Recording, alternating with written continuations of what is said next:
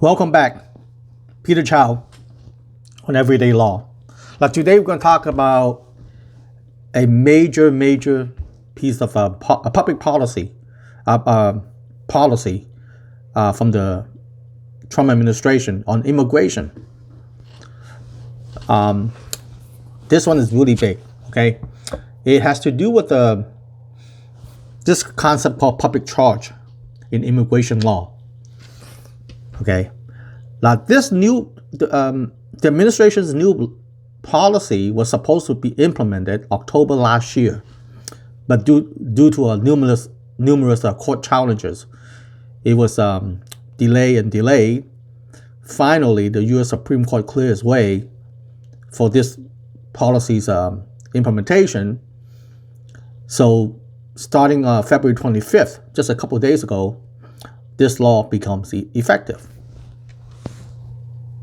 Now, the concept of public charge is nothing new in immigration. It's been around for over 100 years. The idea is to exclude those who cannot take care of themselves from becoming a green card holder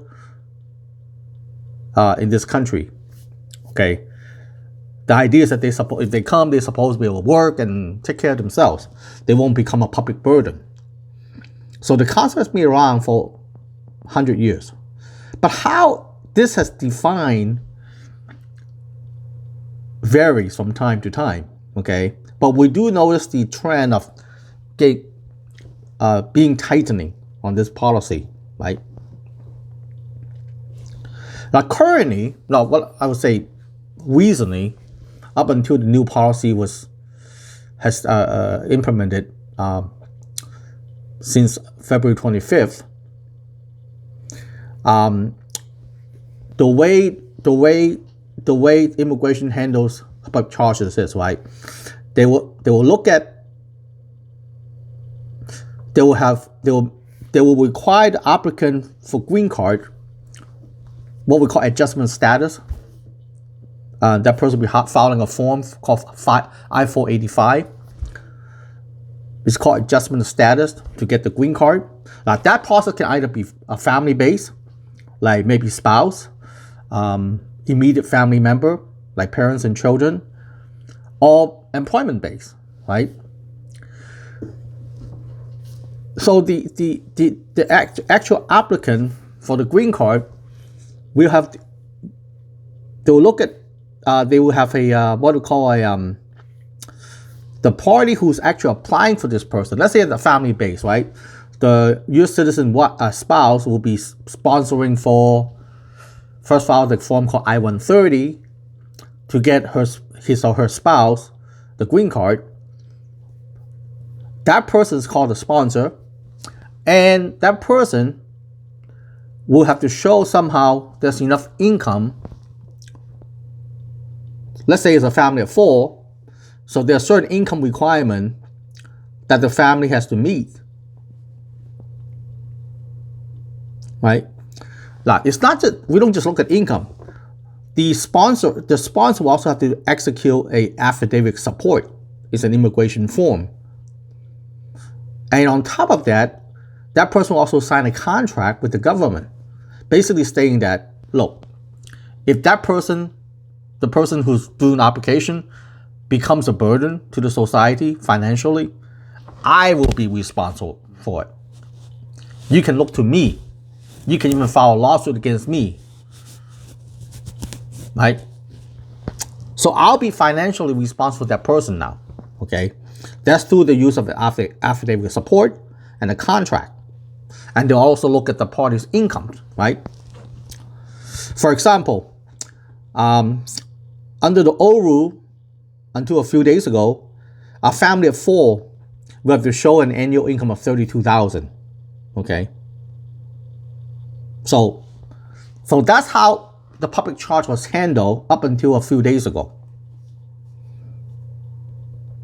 Now, that same family of 4, under the new rule, will have to show that annual income is $60,000.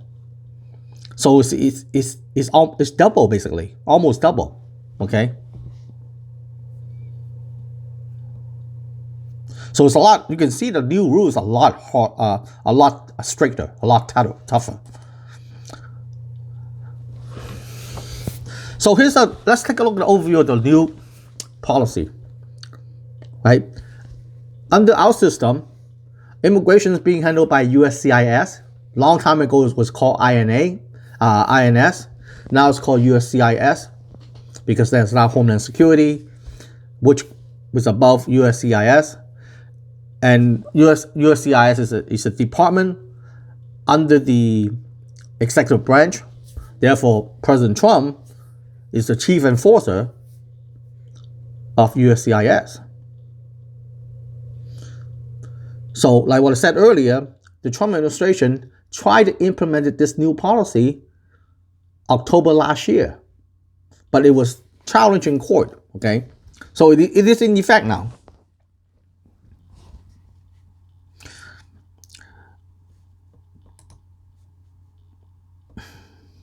So, to start with this new public charge rule, the administration came out with a new form called I-944.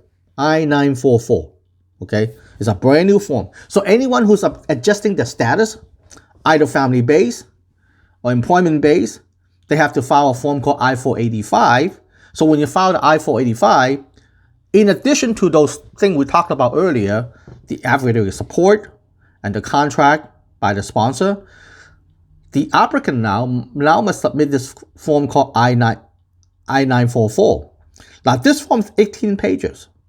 It's pretty lengthy, okay? It asks a lot of questions, okay? So the idea is now that we have a shift in policy now. Instead of looking only at the sponsor and the family's income, we look at the totality of the circumstances now, okay? Anything from the applicant's age, health condition, whether or not he or she has health insurance policy, family size, family status, credit history, credit score. They want credit report now. Education level, and skills, and liabilities. What does he owe? Does he or she owe any home loan, credit card debt? We want to look at the complete picture of this person's financial condition. What does he own? Does he own a home? Does he own investment property, stocks and bonds? Okay. Now, by the way, if the person owns real property, those real properties value, it's got to be done by an appraiser now. They want it could get pretty expensive. If you own a couple pieces of property, that alone could be over $1,000. Bankruptcy history, your income. Like what I said, a family of 4 under the old rule only have to show income of $32,000. Now they will have to show probably over $60,000. Okay, so the income requirements are a lot higher. And most importantly, is there any public history in the history of getting public assistance? Okay, there are no set guideline on if you have this or that, you're not going to be qualified. There's only 2 qualifying factors stated. One is the income, okay? The other one is that if you have received any kind of public assistance consecutive for 12 months in the last 36 months, then I guess if you have done that's a disqualifying factor. Other than that, the administration hasn't advised the public how they tend to use all this information collected from the applicant. So like I said, the I-944 is really comprehensive. It's 18 pages long. It looks into area like age, health condition, health insurance policy, family size, family status, credit report, credit history, credit score, language ability. Can the person speak English? Okay. Education and skill level. How much does he owe and how much does he own? Bankruptcy history, income history, history on public assistance. Okay. So the idea is that U.S.C.I.S. now, instead of looking at the sponsor, they want to know everything about this applicant, right? We don't know exactly how this information is going to use it. I think this could be very confusing for a while. The only two black and white factors that we know so far are the income. Like what I said, if you have a family of 4, now we need to show $60,000 in annual income, okay? The other one is public assistance. Has the applicant used any kind of public service benefits for 12 months within the last 36 months, okay? What we suspect the U.S.C.I.S will do, they'll probably look at how much money, because they want to make a prediction whether or not this person will become a public charge. So they want to see this person's health condition. How about health insurance, right? How much money does he make? How much money does he owe? So I think they will do like what the bank does. They will take the person's total obligation, liability every month, divided by the person's monthly income to get some kind of ratio out of it, right? Like the bank, when you buy a home, they don't want you to spend more than 45% of your income on house payment on your liabilities. If your credit score is really, really good, then they might like, oh, you can spend up to 50% of your income on paying loans, right? So we suspect the U.S.C.I.S will do something similar with that. They'll look at your credit score, how much money you owe, and then they'll have some kind of ratio, right? That if you cannot have too much of your income devoted into paying debt. Because when you do that, if something happens to you, especially when you don't have health insurance, then you probably have to you need public help. We suspect that's the approach they're taking. They could also do something like a point system, right? Let's say if you speak language, you speak the language, that's 5 points. You have a college degree, that's 10 points. You have $50,000 in the bank, that's 20 points, right? So you're gonna have, like, let's say you need 70 points. Let's say, for example, 70 points to pass. That's called a point system, and that system is actually being used, in many parts of the world. Okay, so those two things we suspect the administration will do. Impact, like this new policy has tremendous impact on immigrants. Okay, they estimate that more than 2/3 of immigrants that were qualified to adjust the status to get the green card will now not be qualified to do so. Okay. Anyone who have received government benefits for 12 months at any point in the last 36 months will be affected. A family of 4 would now need $60,000 in annual income instead of the $32,000 in the past to qualify. So I hope this video has been helpful to you to answer some of the major questions on this major policy change.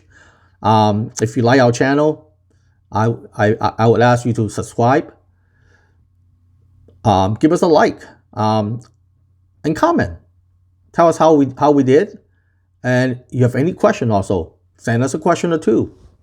I'll answer them. Okay. So we're done for today, and I'll see you at the next episode. Thank you for joining us.